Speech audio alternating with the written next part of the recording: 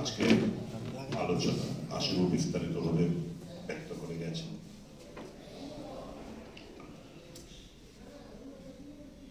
দেশে একটা অরাজকতা চলছে। কে কি পোশাক পরে, কে কি খাদ্য খায়, সে নিয়ে মানুষকে চিহ্নিত করা হচ্ছে এবং মানুষের মধ্যে বিভাজন তৈরি করা হচ্ছে। উদ্দেশ্য একটাই, এই দেশে 14.6% হচ্ছে সংখ্যালঘু মুসলমানদের বসবাস। 14.6% অফ দ্য পপুলেশন, জনসংখ্যা হচ্ছে সংখ্যালঘু মুসলমান। শাসক গোষ্ঠী ধর্মের নামে বিভাজন করে ক্ষমতায় আসতে চায় এবং ক্ষমতায় টিকে থাকতে চায়। সংবিধানের ধারে কাছে এরা নেই। মানুষের যে আস্থা বিশ্বাস, তার প্রতি কোনো সম্মান নেই। শুধু একটাই ইলেকটোরাল গেইন, ভোটের রাজনীতি, ভোটে জিততে হবে, ক্ষমতার টিকে থাকতে হবে, লুট বাণিজ্যকে একটা প্রাতিষ্ঠানিক একটা রূপ দিতে হবে। এটাই হচ্ছে এদের কর্মসূচি।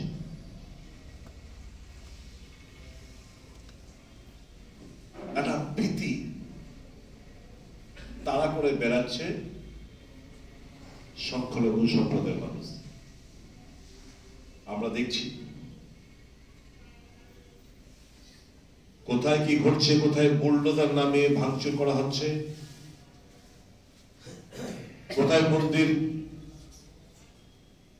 মসজিদের জায়গায় মন্দির দেখানোর চেষ্টা হচ্ছে। এই রাজ্যে নতুন করে হচ্ছে। রাজনগর বিধানসভা কেন্দ্রে আপনারা জানেন, খবরের কাগজে পড়েছেন, সোশ্যাল মিডিয়াতে দেখেছেন। 1992-93 সালে রাজনগর বিধানসভা কেন্দ্র এলাকায় ডিবাতলিতে আর মাটির নিচে দীর্ঘদিন পর এক্সকাভেশন করে একটা মসজিদ উদ্ধার হয়েছে। ওখানে নামাজ চলছে 1992-93 সাল থেকে। হঠাৎ করে বলতে শুরু করলো এটা জগন্নাথ মন্দির। প্রশাসন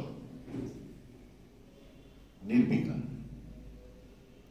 এই যে জাতিগত এবং মানুষের আস্থার প্রতি একটা যে ধাক্কা দিচ্ছে, প্রশাসন নির্বিকার, হেলদোল নেই।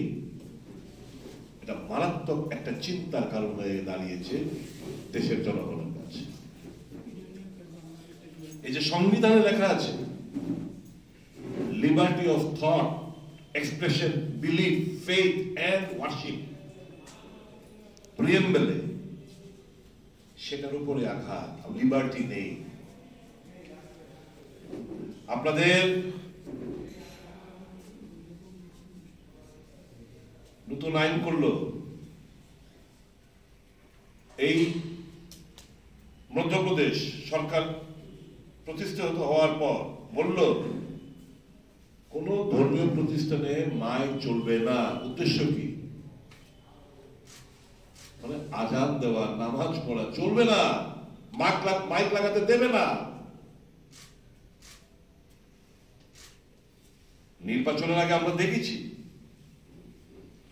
কিভাবে বিভাজনে রাজনীতি এলাকা কত নিচু নেমে মানুষের বিরুদ্ধে মানুষকে লড়িয়ে দিয়ে নির্বাচনী ইলেকটোরাল গেমস পাওয়ার জন্য তারা এত নিচে নামতে পারে।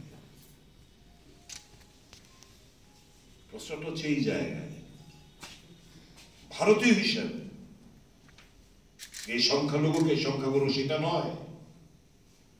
একজন ভারতীয় হিসাবে আপনাদের দায়িত্বটা কি?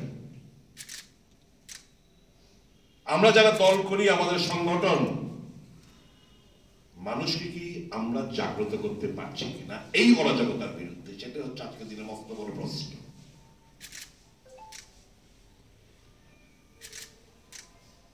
সমাজ পরিবর্তনের ডাক, এই যে অরাজকতার সৃষ্টি হয়েছে দেশ জুড়ে, মানুষকে কতখানি আমরা সংঘবদ্ধ করে মানুষের আত্মমর্যাদা, তাদের অধিকার আমরা সুরক্ষিত রাখতে পারছি সংগঠন দ্বারা, আজকে হচ্ছে এটার বিশ্লেষণ করার দিন। মূল বিষয় কি?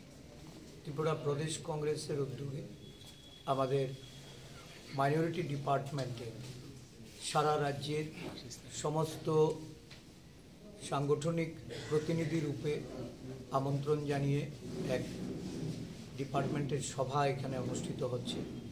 আপনারা জানেন যে এই রাজ্যে বিশেষ করে সংখ্যালঘু সম্প্রদায়ের মানুষের মধ্যে নানাভাবে তাদের বঞ্চনা, তাদের অধিকার, তাদের নানা গণতান্ত্রিক যে কার্যক্রম সেগুলির উপর সরকারের কোনো নিয়ন্ত্রণ নেই।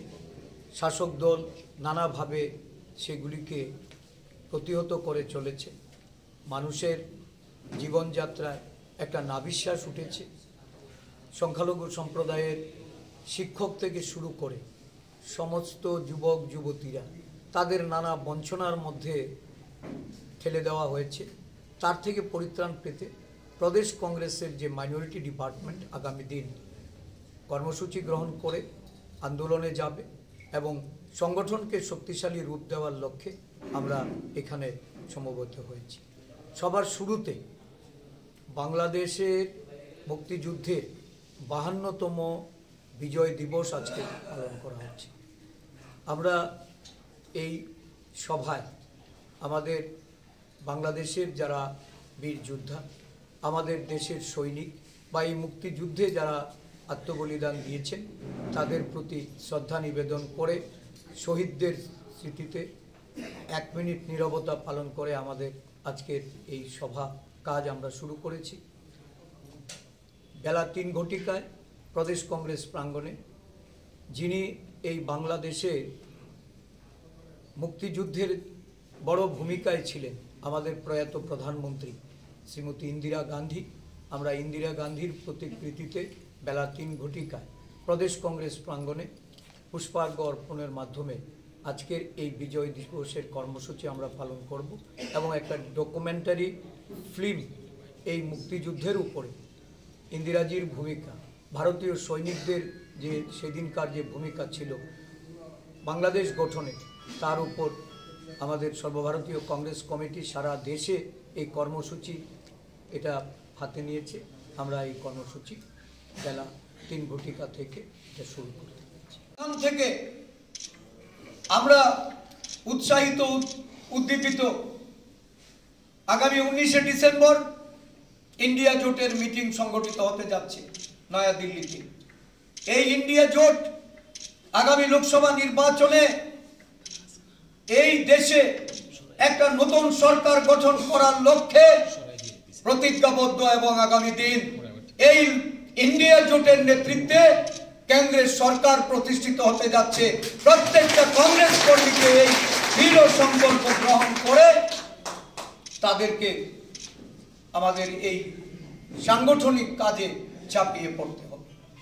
আমি অত্যন্ত আনন্দিত আজকের এই সাংগঠনিক সভায় একটা বিরাট সংখ্যক আমাদের এই সংখ্যালঘু ডিপার্টমেন্ট থেকে যারা নেতৃত্ব তারা এসেছেন। রাজ্যের অধিকাংশ বিধানসভা কেন্দ্রের নেতৃত্বরা এখানে উপস্থিত হয়েছেন, যাদের উপস্থিতিতে আজকে আমরা সাংগঠনিক সিদ্ধান্ত গ্রহণ করে আগামী দিন এই রাজ্যে সংখ্যালঘুদের প্রতি এই সরকারের যে মনোভাব, তাদের মৌলিক অধিকার হরণ করা, তাদের গণতান্ত্রিক অধিকার থেকে তাদেরকে কিভাবে রুদ্ধ করা যায়, তাদেরকে কিভাবে তাদের ভাষা, বর্ণ, ধর্মের, তাদের পোশাক পরিচ্ছদের, তাদের খাদ্যাভ্যাসের উপর যারা হস্তক্ষেপ করছে তাদের বিরুদ্ধে লড়াইয়ের জন্য প্রস্তুতি নেওয়া যায়, সেই লক্ষ্যে আজকের এই সভা। আমি আহ্বান করব যে এই সভার বিভিন্ন নেতৃত্বরা, আমাদের জেলা সভাপতিরা এসছেন, আমাদের এখানে এই মঞ্চে সর্বভারতীয় কংগ্রেস কমিটির স্থায়ী আমন্ত্রিত সদস্য আমাদের মাননীয় বিধায়ক সুদীপ রায় বর্মন মহোদয় আছেন, আমাদের সংখ্যালঘু নেতা ইদ্রিস মিয়া, আমাদের আব্দুল মতিন চৌধুরী থেকে শুরু করে এই রাজ্যের যারা বিভিন্ন জেলায় জেলায় সাংগঠনিক কাজের সঙ্গে যুক্ত হয়ে আমাদের সংখ্যালঘু এই বিভাগকে শক্তিশালী করে চলেছেন, সমস্ত নেতৃবৃন্দ এখানে উপস্থিত হয়েছে। আমি সকলকে আন্তরিক ধন্যবাদ জ্ঞাপন করছি। ত্রিপুরা প্রদেশ কংগ্রেস তার সমস্ত বিভাগগুলিকে শক্তিশালী করে আগামী দিন এগিয়ে যাওয়ার লক্ষ্যে আপনাদের সকলের সহযোগিতার সমর্থন আমি কামনা করছি। আমি সাথে সাথে আপনাদের কাছে আমি একটা আহ্বান রেখে যাব। আমার পর আমি অনুরোধ করব, এখানে আমাদের সর্বভারতীয় কংগ্রেস কমিটি স্থায়ী আমন্ত্রিত সদস্য সুদীপ বাবু আছেন। সুদীপ বাবু মূল্যবান বক্তব্য রাখবেন। আপনাদেরও প্রত্যেকটা জেলা থেকে আপনাদের প্রতিনিধি রূপে একজন একজন করে 5 মিনিট আপনারা বক্তব্য রাখবেন। 5 মিনিটের মধ্যে শুধু পরামর্শ দেবেন, অ্যাড্রেস করতে হবে না। উপস্থিত নেতৃবৃন্দ, এইটুকুই শেষ। তারপর আপনাদের মূল্যবান পরামর্শ আপনারা রাখবেন। এখান থেকে আহ্বান করা হবে, নেতৃত্ব আপনাদের মূল্যবান বক্তব্য শোনার পর আমরা একটা সাংগঠনিকভাবে এই সংখ্যালঘু বিভাগকে পরিচালনা করার লক্ষ্যে আমরা আমাদের পরিকাঠামোগত দিকটাকে তৈরি করে নিয়ে আগামী দিন ময়দানে ঝাঁপিয়ে পড়ব। আপনাদের উপস্থিতি আগামী দিন এই রাজ্যে সংখ্যালঘু সম্প্রদায়। ধন্যবাদ। জয় হিন্দ, বন্দে মাতরম। Tripura Info and press the bell icon so that you never miss any latest updates and news on Tripura.